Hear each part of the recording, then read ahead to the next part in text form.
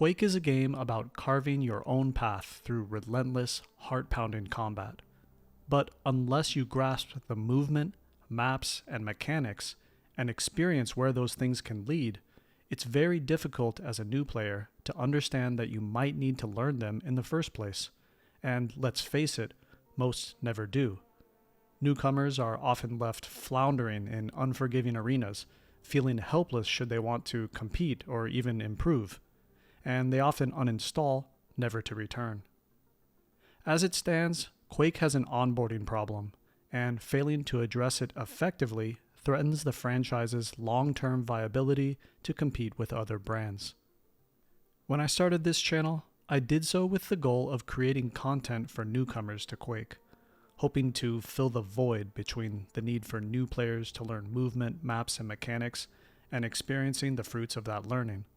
And although the response I got was generally positive, I couldn't shake the feeling that it would never be enough. No amount of instruction or show and tell would ever fill the void of an individual player never having that personal experience of progression, or worse, a newcomer never entering their flow state. Quake is complicated. There is no defined path for any one player to improve. No matter how well a player learns to move, manipulate mechanics, or position for items, they will always have to face the grind of losing repeatedly before beating higher level opponents. Losing in and of itself isn't a problem. Everyone loses. Actually, it's part of the fun. But getting curb stomped repeatedly and having no idea how to correct the problem is like staring into an endless void. And when faced with such an insurmountable learning cliff, any normal person is going to check out. It's the unusual ones that stick around. So then, what would a fully fleshed out player onboarding experience that, at minimum, reaches parity with Apex Legends or Overwatch's first-time user experience look like? As the founding IP on which all other competitive FPS are based, whatever form the next Quake takes, it will need to do more than push graphical fidelity with a tuned engine. It will have to specifically target new players.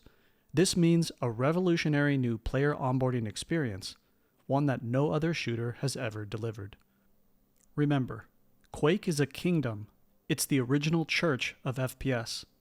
As such, the barrier to success should be high, and that means an extended but simultaneously rewarding journey on the way to success, one that has been carefully crafted down to the finest detail every step of the way. So, in an ideal world, where would that journey begin? Aim training is player onboarding. Practicing mid-air rockets is player onboarding. Practicing floating players with LG is player onboarding. Practicing flick shot rails is player onboarding. Learning how to establish an item rotation is player onboarding. Scenarios for using passive and active champion abilities is player onboarding. Defrag is player onboarding. As the foundational mechanic of Quake, strafe jumping is a mystery to new players. It's not enough to just create a simplified defrag map with spaced out ledges and say go. Time must be taken to break down the specifics of a circle jump, what to press and when, how to start, adjust, and rotate the mouse, and how to maximize distance and follow through into the next jump. Most of all, teaching something this fundamental has to be done in an environment that is contextual and amplified by the lore of Quake.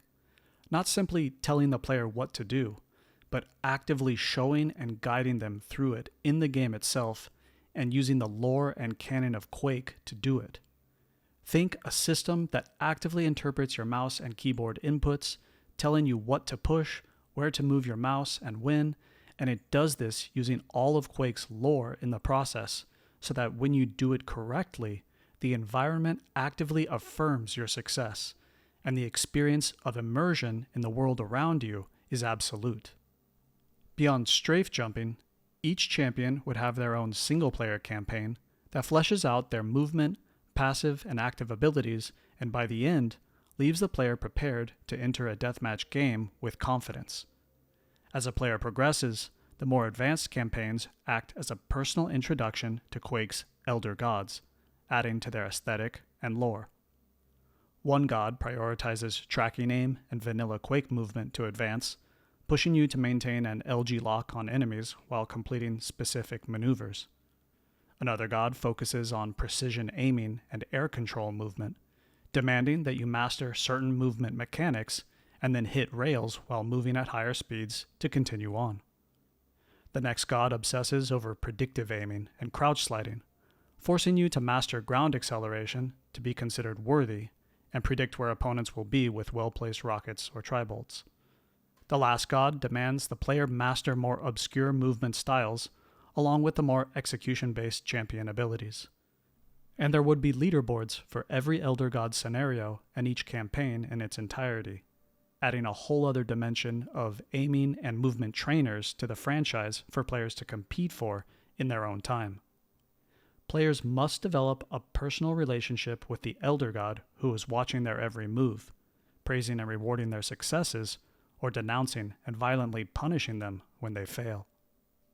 The ideal scenario would be every new player having the communal experience that new players had when first playing Quake in 1996, with everyone else who was also a new player, or as I did in 1999, playing Q3 Test with so many other newcomers.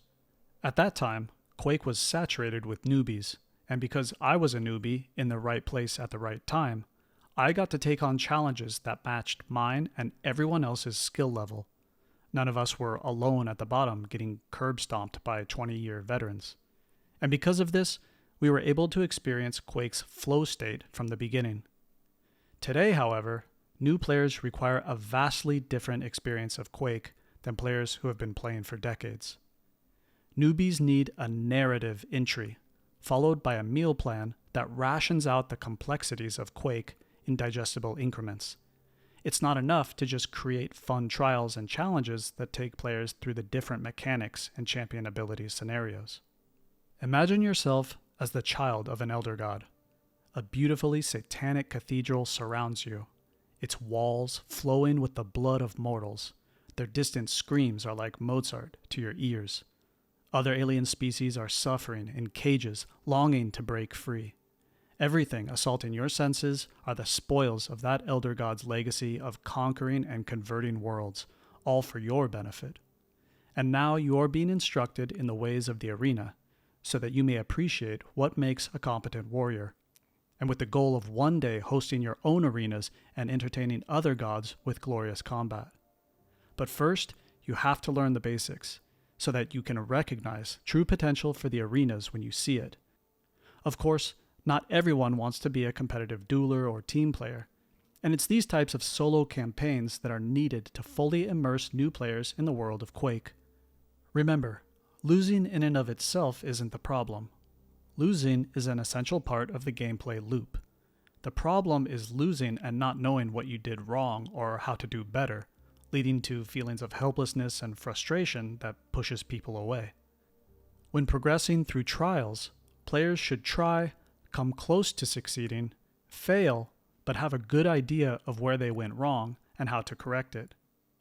Street Fighter IV did this exceptionally well, and with every new character added to that IP all the way up to Ultimate Street Fighter IV, Capcom included extended trial challenges that ensured players who passed them had a good idea of how to attack, defend, and execute with that new character's abilities at a high enough level to be able to face off against other players and not feel lost. id Software would be in a better position to retain new players should they ever consider creating a Quake that focuses on player onboarding with lore-informed active learning as its foundation, incorporating all the Lovecraftian elements that Quake is known for when guiding new players through the game's core mechanics. For now, the free-to-play format relies on a constant stream of new players coming into the game to replace those who leave. If a more in-game, lead your newbies by the nose onboarding approach was implemented, id Software would then, and in my opinion only then, be in a position to move the franchise forward, introducing the next big bad arc to the Quake universe, and start the slow journey again toward whatever crescendo point they aim to hit. For me, new player acquisition and retention is that crescendo point. I personally would love to see id Software take on the challenge of getting new players to complete different series of skill trials at an adequate difficulty level. And once they do, encourage them to take the skills they've acquired into the arenas and use them against other players with a newfound confidence. In any event, the goal is a burgeoning community of new players who, while new to the game, are equipped with a sense of direction on where they stand with certain skill sets, have a good idea of what they need to work on and where to go to improve, and are excited about doing so. This is the type of grassroots gameplay that Quake needs to promote player retention, even if much of that retention occurs on the single-player side, as new players begin their journey into the world of competitive arena FPS.